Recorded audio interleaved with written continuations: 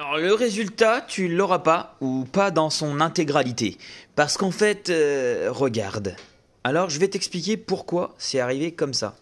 On va regarder ensemble sur mon ordinateur. Donc Cura m'avait prévenu qu'il y avait des erreurs du modèle, en fait. Et généralement, bon, quand il y a des erreurs, j'essaie quand même de lancer pour voir si c'est pas plutôt Cura qui se plante. Et là, il s'avère que, bah non, c'est pas du tout imprimable. Alors je te montre pourquoi. Alors on voit clairement que de là à ici, c'est tout creux.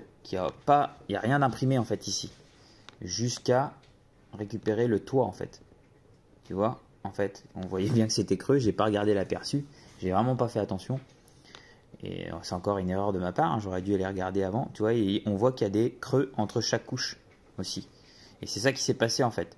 C'est qu'à un moment donné, bah, ça imprime plus, ça réimprime dans le vide, ça imprime plus, ça réimprime dans le vide. Alors ce qu'on va faire, c'est qu'on va essayer de réparer le fichier, mais j'ai de gros doutes sur le fait que ça fonctionne. C'est vraiment dommage parce que si j'arrive pas à l'imprimer, je serais déçu parce que ben, j'adorais le fichier. On voit clairement qu'il a réussi à imprimer une version correcte, donc c'est qu'il y a eu des problèmes par la suite. Donc en fait, quand on lit bien correctement les descriptions du créateur du fichier, on se rend compte que c'est un C15 qu'il a récupéré d'un modèle adapté à Farming Simulator et qu'il explique comment faire pour éviter tous ces problèmes. Donc tu vois, il faut bien regarder les descriptifs, donc faites pas comme moi, quand vous imprimez un fichier, eh ben, lisez le descriptif du créateur, n'allez pas trop vite. Donc là il dit bien de placer le véhicule à la verticale et de l'enterrer de 4 mm, expansion horizontale à 0,5 mm, et il dit de cocher les cases de l'onglet correction, joindre les volumes, supprimer les trous,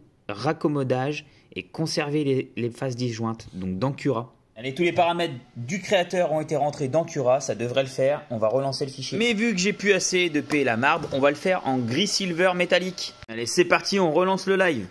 Donc viens me faire un petit coucou, lâche-moi un maximum de commentaires et de likes. Et surtout, donne-moi un maximum de force sur la vidéo.